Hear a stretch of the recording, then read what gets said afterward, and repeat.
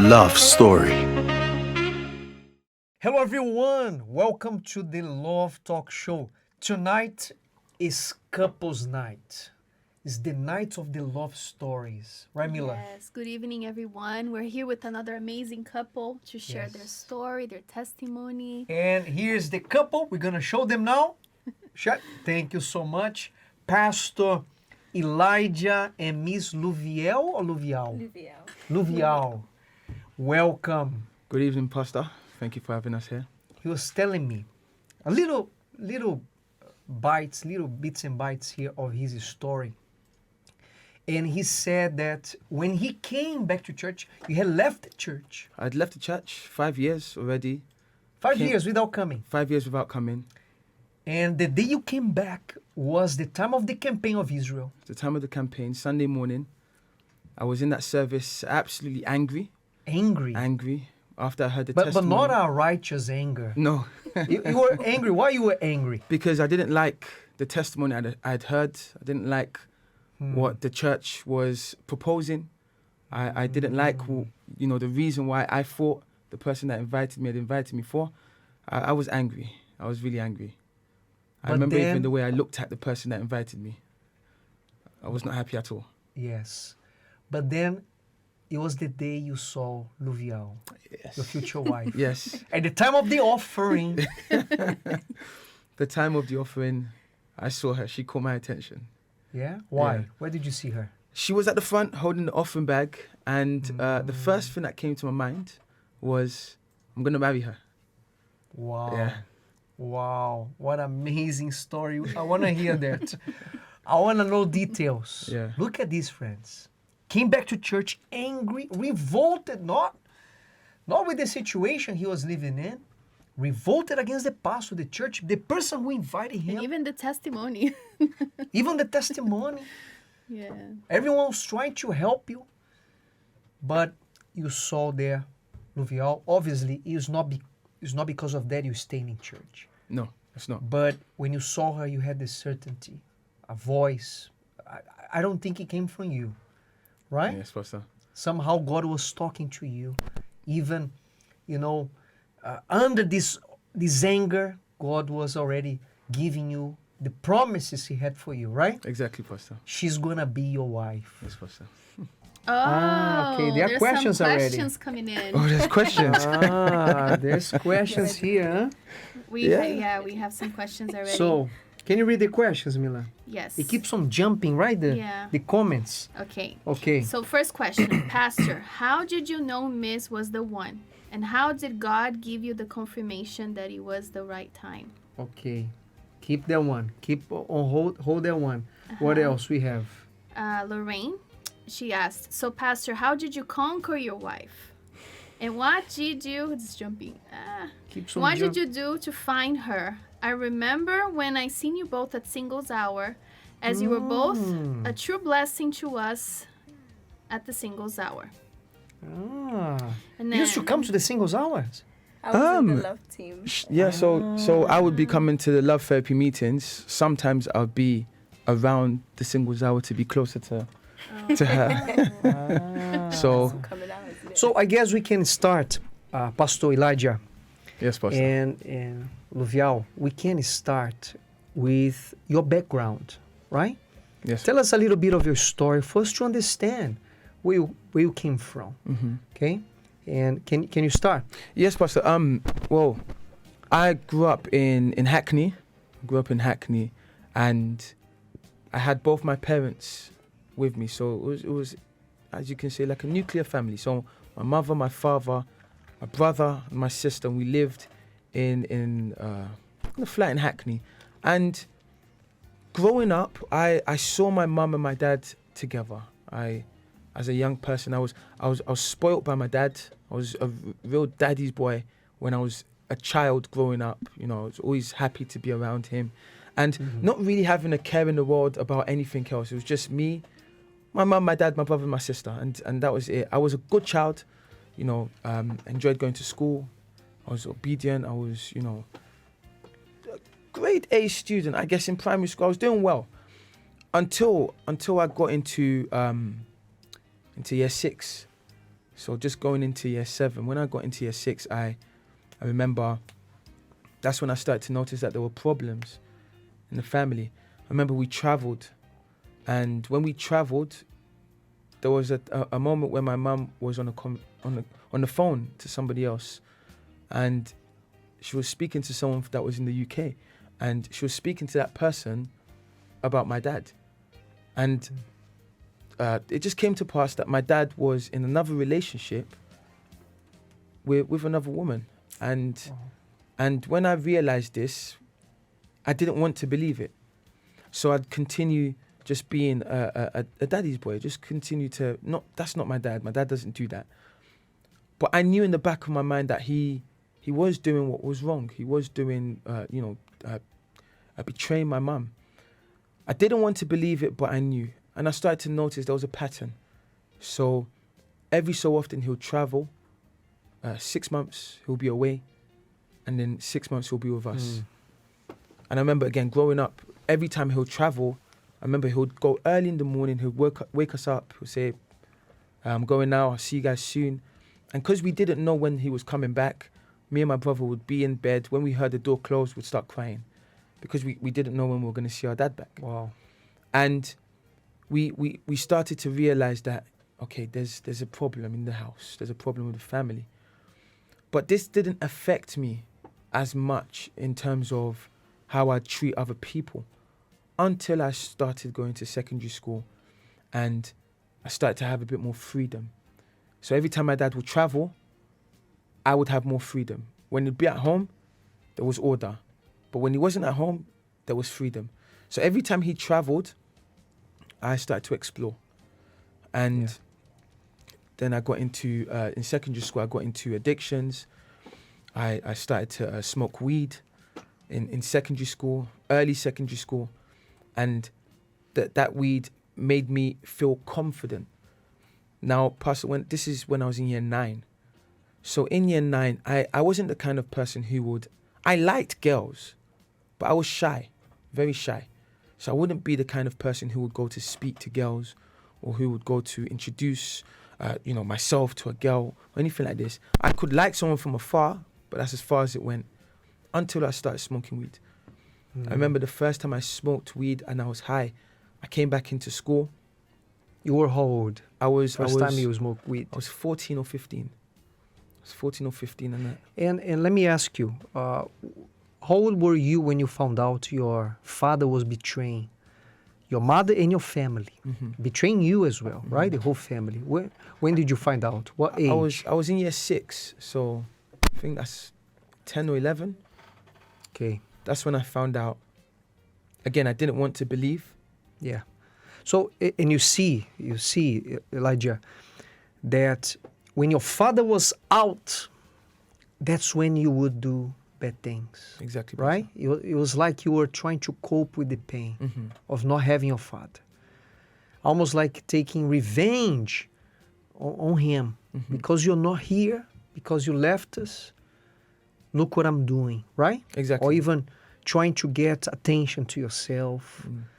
And it was every time he would leave the house and probably be with another woman, that's when you would start doing bad things, right? Exactly, Pastor. And also, Mila, one thing we can learn from this story, something that I always tell the couples, they shouldn't stay separated for too long. Like your father, 6 months is too long. Yeah. Right? Yes. And we are tired of talking to couples that went through betrayal, split separation, divorce. They destroyed their marriages because they were apart. Yeah. Right? They Giving were, room to temptation, right? Giving room of course. to 6 months, 9 months apart, a year apart. And they say, no, I need to work for my family. And they go, Pastor Elijah, they go with the intention to bless the family, to bring money in to the house. Okay? At first, it sounds like a good idea.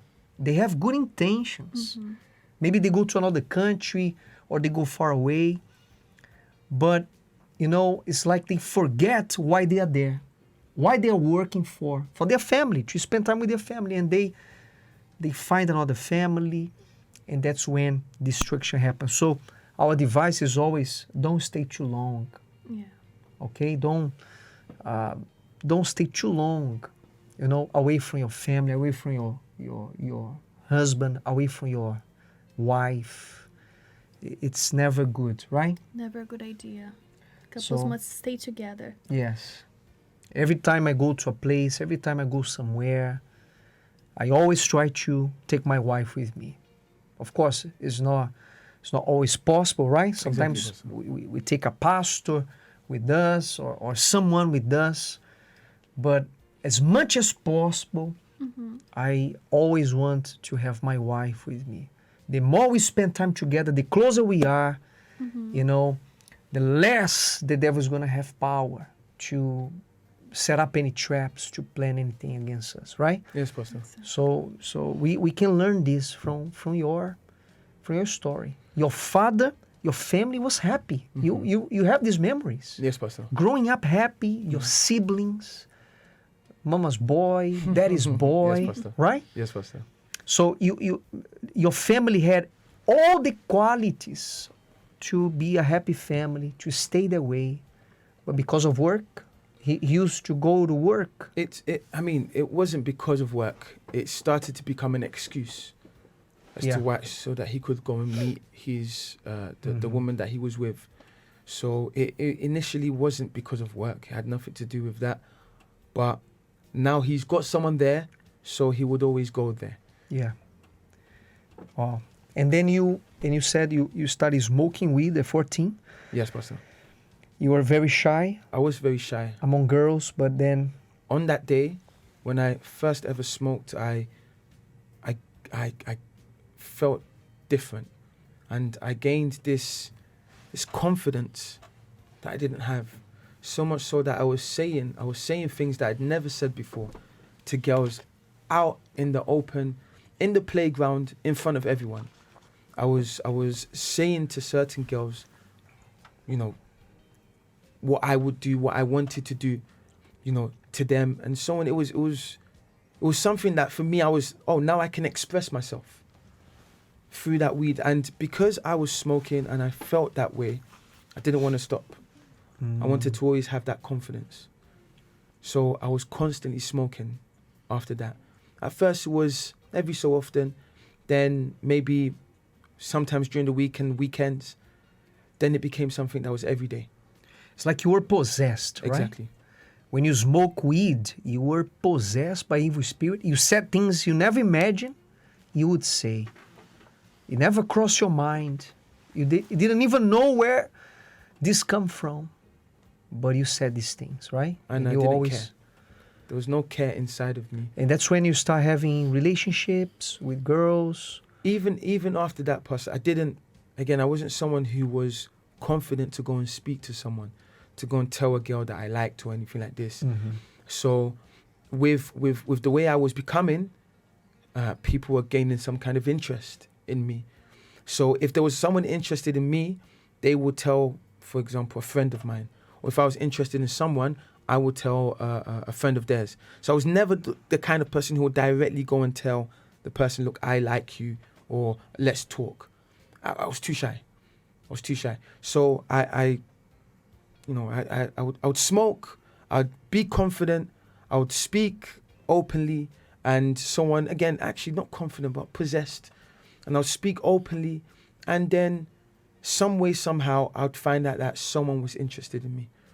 And this is how I would get into relationships. And you had many disappointments. I had a lot. Yeah. I wasn't someone who would just be in and out of relationships. I thought to myself, if I was going to be in a relationship, I would be, again, committed. My definition of commitment is, if you are my girlfriend, then you are my girlfriend. If I'm speaking to somebody else, you are my girlfriend. If I speak to another person, you are my girlfriend. So even the things that I'd experienced with my mum, saying that I would never be like this. I would never put a woman through this. I started to take on this kind of attitude and this mentality. So I would have a girlfriend. She was my girlfriend, but I would have others that I would be speaking to as well. Just So you- like your father, right? Exactly. So you'd have multiple girlfriends. At the same time. I would convince myself that I had one, but there will be other girls that I would be speaking to Wow. So the thing that you hated the most when you were young, as well. As that you becoming- couldn't believe, right? We can say one of your first disappointments in life to Yeah. see what your father did to your mom. Now you were doing the same thing to other girls. and maybe even worse. Maybe even worse than the way he was. Yes, Pastor. Okay. And you, Louviel, let's talk to Louviel a little bit. And you, how did you grow up? And any other past experiences you had, deceptions in love life? So my story is quite different. I grew up with just my mom, because the relationship between my mom and my dad at the time was really bad.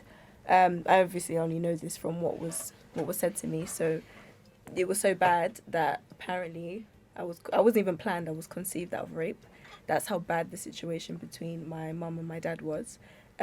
He also was a womanizer. So I've got siblings from different siblings that I have who all have different mums. So that's the kind of lifestyle that Wow. my dad had. He was a good dad, but in terms of his love life, it was a bit of a mess. But anyway, because of the situation between them, my mum moved away. That's how we ended up. That's how I ended up growing up in Hackney. But the thing is, my mum had her own issues at the time, and she would always take it out on us, but specifically me. I don't know if it's because I was the only female, it was just me and my brother at the time, but she never grew up with love, so she didn't know how to express love. She would provide for us, but, you know, all of the issues she had at the time, she was drinking as well, so she would always... To say that she would put us down is too light. Like, she would take out everything on us, especially on All her me. frustration. All of it, everything. So Her everything was anger. my fault. Yeah, exactly. So And imagine, Louviel, if you were considered a fruit of a rape, every time her mom saw her, what would she remember? Right? The rape, the abuse she went through. Am I right? She would see the face of the person who did that in you, right? That's why she was so angry at you all the time, right? Especially you. Am I right? it's true. And I knew I was a daddy's girl. All of these things I know from when I was young because of what she would say to us. So she would share some things with us. So because we had moved away and I wasn't with my dad, and then some time later I found out that he was in prison, so I didn't have contact with him. It was kind of hard. It's like I knew I was supposed to be with him, but I wasn't with him. I didn't fit in there. So where do I belong? Do I even, should I even be here? So every time something would happen, every time, you know, a situation at home would happen or something would go wrong or I would get in trouble, I would really get in trouble. It was like, why am I here? So I never directly thought about killing myself, but I always thought in my mind, everyone's life will be better. The problem will be gone if I'm gone, if I didn't exist anymore. So that was even young. I had a lot of issues inside. I had a lot of complexes. So imagine there was a time when I was 7, I'd taken medication. I can't remember what for, but my mum gave me medication for something. And one side effect was that I was really drowsy. And then when I woke up, my face was swollen. And I remember, it even sounds so silly saying it, but I remember my brother, he looked at me and he was laughing. He's like, oh, look at your face. Ha, ha, ha. So I went to go and look in the mirror and I saw my face. And it's like at that moment, everything inside, I just let out. I started crying because I thought, oh my gosh, I'm so ugly. No one's ever going to like me.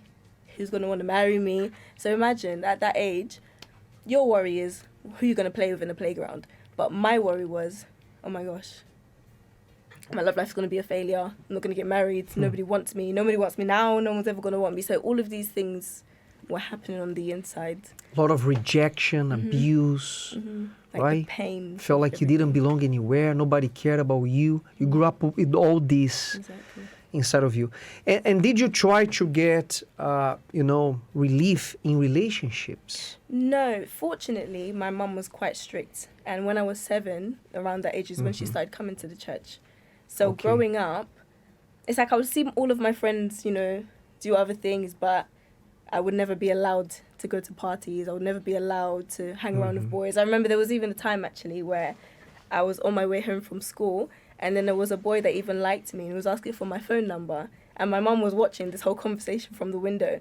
And after that, she even took my phone from me. So that's how strict she was. So to get into relationships and things, I wasn't allowed to. And partly because she started coming to the church, so she started learning. And she always told me the world has nothing for you. So even though I looked at my friends and I wanted to be there, I wanted to be involved and be in that kind of lifestyle. One, I wasn't allowed. And two, I knew that it was pointless. I knew that there was nothing there for me. So it was protection. Then I didn't understand it was protection, but obviously now it was protection. Yes.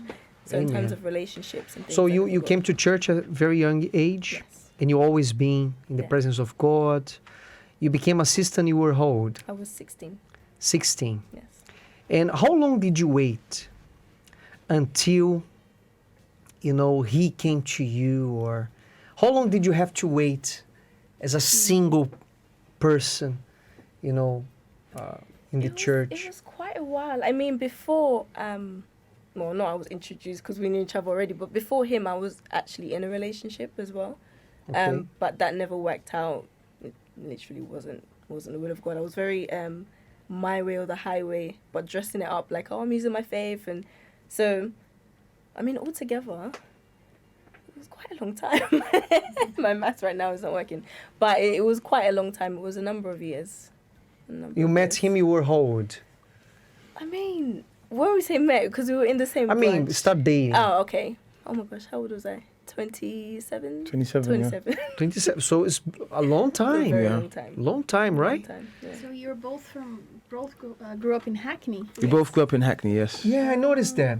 Hold on. You grew up in Hackney. Did you know her before coming to church? How was that? I Did you saw see her her? around. Did you pass by her on the street of Hackney? So, Pastor, the thing is, we both went to schools that were quite well known in our area of Hackney. So, I used to see her around if we were going to the area where most of the youth would be. There was a Tesco there, big Tesco there, and that's where the youth after school would go. So I'd see her around that area. We never spoke. No, we never spoke. Just confirming. We never spoke before coming to the So church. you passed by each other many times? Yes. In Hackney? We did, yes. You don't remember? No. So you never really pay attention. But you remember her? I remember her. I remember her. You saw her, but it was just a girl. Yeah, it was. I mean, she caught my attention. If I saw her, I would look at her, but it wasn't anything, Wow. Growing up, you were young Yes, Pastor. on your teenage years, Yes. and passing by each other, not knowing what God had. Without Prepared. without a clue. Actually, Pastor, there was a point where I was in college. I think I was in my first year of college, and that's when I first came to the church. That's when I came to the youth group, and I came. I was the kind of youth. We've discussed this. I think I was the annoying one. So I was the one that would come into the church high. I would sit at the back of the church. When the pastor was preaching, I'd be there with my friends, and I'd be there nudging, saying, "Oh, he's talking about you. Oh, they're talking about you. Oh, is he talking about me?" So I was that kind of immature young person that came to the youth group. Just every time I came to the youth group, I was high. I never came. I saw it as, oh, it's a nice thing to do on a Sunday. Let's smoke some weed and come and see what's going to be said today. And I came a few times. For you was entertainment. Exactly. In Louvial, exactly. you would see him. And you remember him, Louviel? You remember him like Yes. So annoying. Imagine, because the importance of VYG. It's even the message. And then What branch was that? this was Hackney. Hackney. Hackney. This was Hackney. before he left. So you were there as an assistant, Yes. right? Because you became assistant, you were 16. And seeing him, how old are you? Same age. Same age. Yes. Seeing this boy high, making fun, poking his friends, Terrible. and you were angry, right? How disrespectful. Honestly. You would never thought. Goodness, never. So Even when so he it came wasn't back- like those movies, right? That you see for the first time, and the music plays on the background, right? Maybe in his world, when he saw her. Not even his world, because he saw her many times, even coming to church. Yeah, but when he saw her. No, This is the but when first he came time. back. This is when Yeah, he came when I back. came back, 5 yeah. years later, Oh, Yeah. right? Yes, you Pastor. had stayed out of the church. Yes, Even Pastor. when he came back, I didn't recognize him, so I didn't know it was him. And then, he started to grow, and someone was like, "Oh, that's Moya." And I'm like, "Oh, yeah." It was so confused. Okay. So, how long did you stay in the church like this, like a player, just for entertainment? Maybe a month or two. I wasn't there for long. Okay. I wasn't there for long at all. Every Sunday coming high, I'd come Sundays. Playing Sometimes I around. won't come. Playing around high. Louviel, if the pastor had told you at that time, imagine, if the pastor had told you at that time, or God had told you at that time, right? You see that guy? He's gonna be your husband. Huh? Tied up. He would say tied up. I think so. Start crying, saying, "God, why?"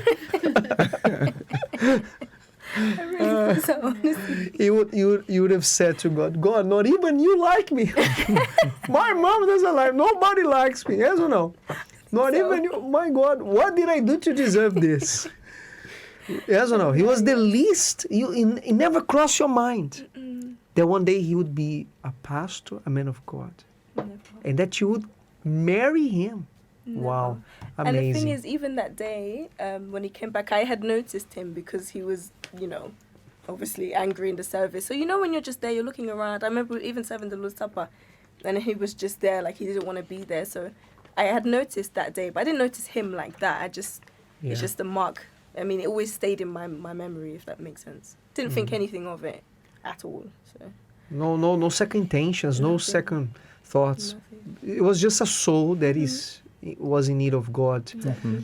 And Mila, there are many ways that God can operate. There are many ways that God can bless someone. Maybe it's the first time you ever see that person. You already know what you want. Okay, like what happened to me and my wife.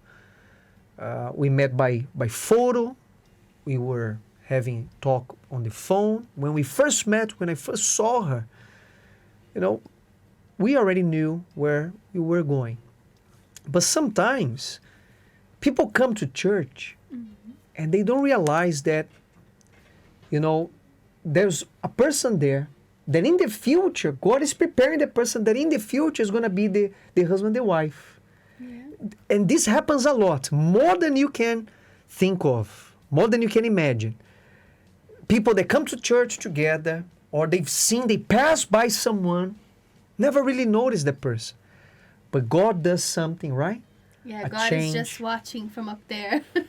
Yes. Like you have no idea what I'm preparing. Because it's not the right time. Yes. It's not the right time. It wasn't the right time for Louviel to know that Moyo, Pastor Elijah, was going to be her future husband. It wasn't the time. For It you wasn't. to know as well that the Exactly. assistant, and you would see her as an assistant Yes, Pastor. in the church. Yes. But you were like, what would you think of her? The first time or the second time? No, the first time. The first time. When you I came didn't. high to the Yeah, I church. didn't know she was an assistant. I didn't even know what an assistant was when I first came. But I you didn't, saw her in the VYG. I- it was honestly, just Pastor, another girl. I didn't even know she was in the VYG. I don't remember because the youth group was quite big, so I don't remember even seeing her in the VYG in the first time In the church. in the church at all. Okay. And you stayed 2 months in the church. 1 month, 2 1 or months. 2 months, And then you left. and then I left. And that's when my life became worse. 5 years Yes, in the world. yes, Pastor. You had an opportunity to avoid all this trouble, these problems, but you Mhm. didn't take it seriously. And 5 years you stayed out. What happened? These 5 years. So I Elijah. became involved in gangs. So I was already involved, right? When I was coming to the VYG, I was already involved, but I became more involved to the point where I had been stabbed twice, to the point where my addiction, it rose to a level where I had to start smoking 40 pounds worth of weed every day. So 40 pounds. 40 pounds. 40 So pounds. I'll spend 40 pounds a Okay. day. I thought it smoking. was 40 pounds. In terms of weight, sorry, no. Oh my God. Is that even possible? That's it. I got scared. The same thing. Yeah. Oh my God. In terms of the amount of money that I was Imagine. spending, 20, it would be 20 kilos of marijuana a day. I'll beat that, yeah. No. No, not at all, Pastor. Okay. You know, But still, so you would that's a lot spend That's a for lot. me. Yeah. It's a lot. yes, Pastor. Right? You know, I couldn't sleep at night. You know, the lifestyle that I was living, I felt like it was really normal. Honestly, Pastor, I was always getting invited, constantly getting invited by the same person. For those 5 years, the same person was inviting me and inviting me and inviting me. And it was kind of like, for me, I would say that person was kind of like a pest. You know, especially when I was in the world, they wouldn't leave me alone.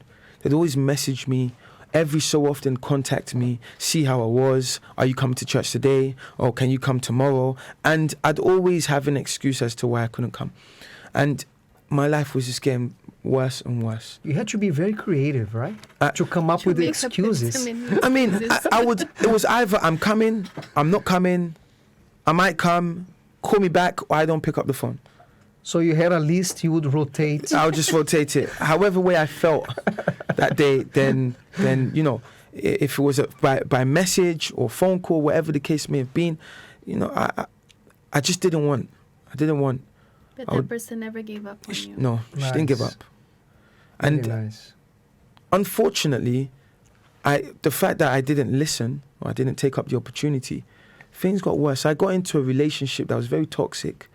It was, you know, to the point where, you know, it became, it didn't become physical, but there was a point where I pulled out a knife on her, and I threatened to stab her, told her to leave my house. She didn't want to leave my house, and I went downstairs to my kitchen really angry at the fact that she wasn't listening to me, at the fact that she wasn't going to leave, and I pulled out a knife, I put it to her stomach, and I told her to leave my house. And you know, there was a point where I thought I'm actually going to stab her. There was a point where I really wanted to. That's how toxic the relationship was. There was a lot of verbal abuse. There was a lot of back and forth. It wasn't nice at all, you know. And this is kind of the life. But in my mind, Pastor, while I was in that relationship, I thought to myself, this is going to be the mother of my children. This is the one that I'm going to marry. As toxic as the relationship was. And how blind you were. Very blind. For relationships and marriage, right? You didn't know better. I was It's like convinced. you were almost stabbing yourselves, right? Exactly, Pastor. And you were thinking, she's the one. She's the one. She's the one. She in a sense became as well an addiction for me. I felt like I needed her. If it wasn't her, then it wasn't going to be anyone else. That's what I felt like.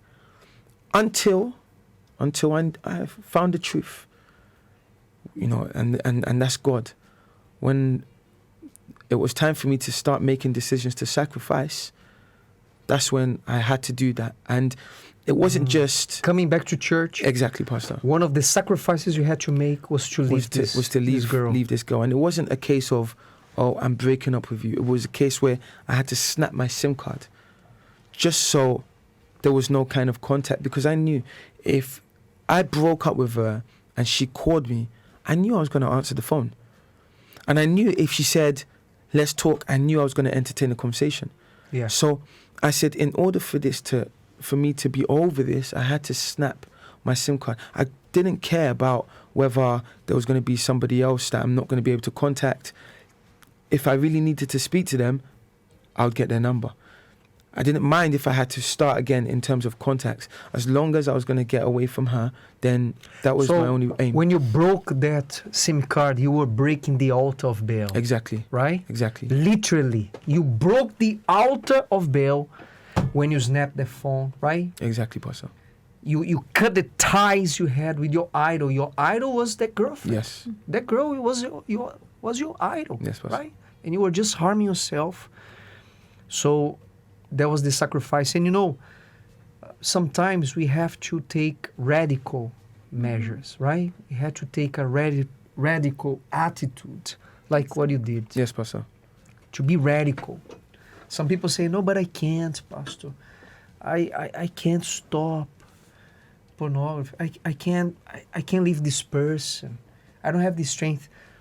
It is possible. Exactly. Right, Elijah? It is possible. And the person knows. The person has to revolt against the situation and break whatever it is. Make a decision and Make a decision. never look back. Yes, maybe you need to, delete your social media, right? Yes, Pastor. Maybe you need to, cut off internet. Maybe you need to throw all the garbage. I don't know, sell your device. Something's coming to my mind here. Maybe people are addicted to porn. I don't know. What is your problem? What is your out of bail? There's only one thing you have to do is to break this altar, whatever it takes. For Pastor Elijah, was to break the SIM card. So she would never have a chance to call you back. Because you knew if she would call, you would go right back to her. And I knew, Pastor. That's the thing. I was very aware because, for example, the times previous where we had arguments, I would block her number. Out of emotions, I'll block her number. But if she called me with another number, I knew that it was going to be her, but I'll pick up. Yeah. And what do you want? But I knew. You were trying to deceive yourself that you didn't know who was calling you. Exactly. But you knew who was calling. But I knew. And you wanted to pick up the phone. Exactly, Pastor. And you would convince yourself, since I don't know, it could be anyone. It could be anyone. Important. Yeah. Let me. But you knew. knew what you were doing. So don't deceive yourself. Sometimes you have to do something radical, right? And Pastor, I always use this example. Before I brought my SIM card, I had to ask myself a few questions, especially with, for example, with the relationship, with the addiction. Is this worth me cutting off for God? I had to come to terms with my answer first. And it wasn't just, is it worth me cutting off this relationship for God? It meant that there will be no more sex. It meant that there will be no one to speak to at night. It meant that if I was on my own or I was lonely, there was no one to be around. Am I willing to hold myself for God? I had to come to terms with the raw truth. I couldn't just say, am I just going to end the relationship? And then I had to ask myself these questions and know that there were going to be these kind of consequences. Mm-hmm. Even with my addiction, if I'm not going to smoke, does it mean that I'm going to be willing to have some nights, the first few nights, sleepless nights? Because I couldn't sleep without smoking. So sleepless nights, am I willing to go through this for God? Am I willing to let go of this relationship for God? My answer to myself, first and foremost, had to be yes.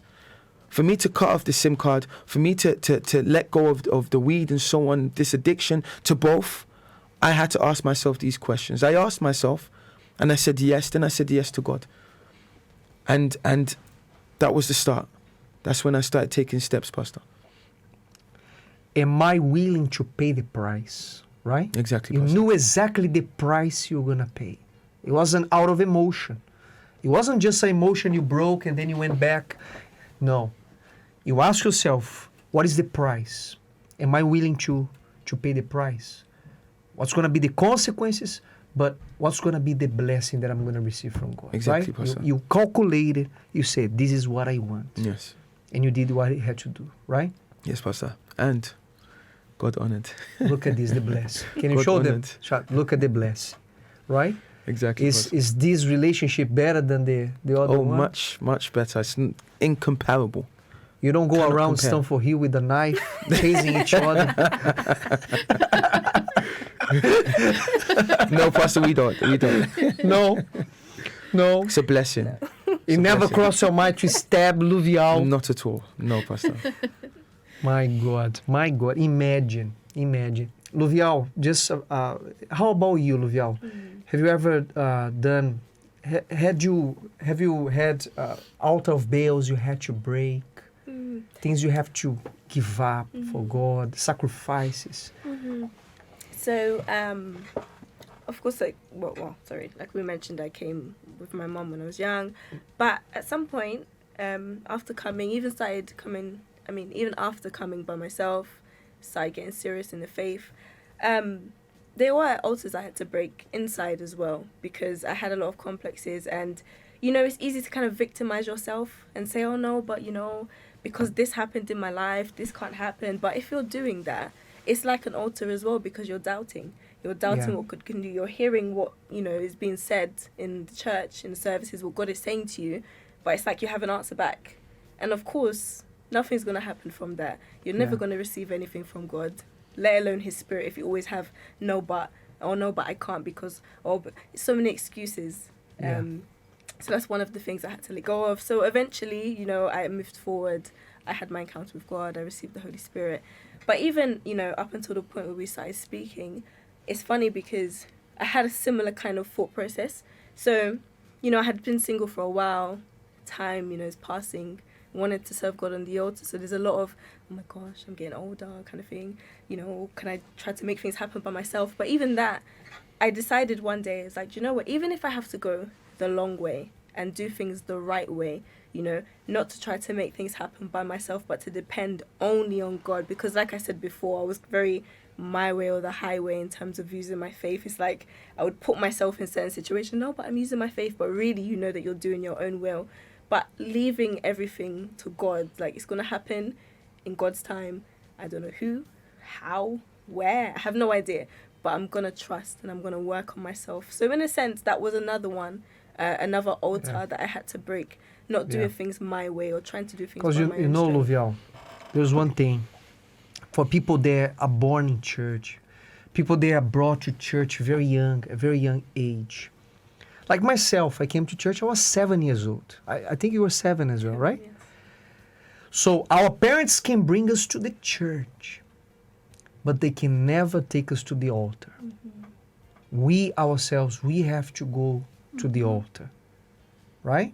So you young man, young lady, maybe you came to the church, your parents brought you to the church. Okay, all right, very well. Great opportunity, what a blessing. But from the church to the altar, it has to be your decision. You have to have your own encounter with God. No one can make this decision for you. You have to sacrifice. You have to know what sacrifice means. You have to surrender it all on the altar. And this is what happened to you, right? Exactly, yes, that's Your mom could only do so much. You had to do your own thing as well, right? Exactly. To give it out to God. All these feelings you had, all these traumas, complexes, excuses, playing the victim, right? This happened to me and that. I always been weak and injustice and things like this. You had to give out that on the altar, right? Exactly. And after you came to the... Do you have comments there? We have lots of questions. People are asking not only for part 2, they're asking for season 2. Season 2. Season 2. There's a lot of people excited about Singles Hour. And they're asking when it's going to be. When is going to be the singles hours? We don't have a date yet, right? Did I give you a date? Yes, Pastor. Yes. Oh, did I? So go ahead. Do you know the date? The 21st of July, 21st of July? Yes, if I'm Pastor. not mistaken. Okay, all right. So it's a date. It's a 20. Yeah, it's a date. 21st. It's a date. It's a date. 21st of July. Okay, guys? So write down on your calendar. They're very excited about. How about the questions? What kind of questions we have They're asking there? A lot of people connected tonight. a huh? lot of people. A lot of people. They're asking. Let's see. Hold on. What day is the Singles Mercy Hour? from Croydon. How long did it take you to get married? How did you know she was the one? He was the one. There's like 3 questions like that. Have you dealt with some of the differences in marriage? We're gonna get into that on Friday. A friend of a friend wants to know what's the most romantic thing Pastor has done for Miss Lluvial. A friend of a friend. A friend of a friend. Who apologizes first, Miss Lluvial? Someone she put the person put your name. and so on and so forth. The most difficult moment in your relationship. Who So- approached who first? So Mm. we need to keep these questions for Friday. So just to wrap it up, you came back to church after 5 years. Yes, Pastor. You sat down, campaign of Israel, altar, sacrifice, testimony. You very angry the whole meeting, angry at the person who bothered you to come, Yes. angry at the pastor, angry at God, angry at yourself, except angry at Lluvial. When you saw her there holding the offering bag, I said, I'm going to marry her. I had no idea about this. you had no Until we idea. started speaking, I had no idea. If you heard this, you'd say, tie it up. I'd run away from him. Tie it Yeah, up. someone put here on the comment, I'll run away. Someone put here 40 pounds of marijuana. I would run away. So this is what we're gonna do. Please screenshot these questions, Okay. Mila, Okay. I will do that. and we're gonna answer these questions on Friday. Okay? Yes, Pastor. So Friday is season 2. Season 2, Friday, season 2. Don't miss. Okay?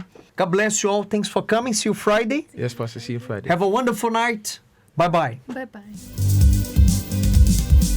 The Love Talk Show on Liberty Radio.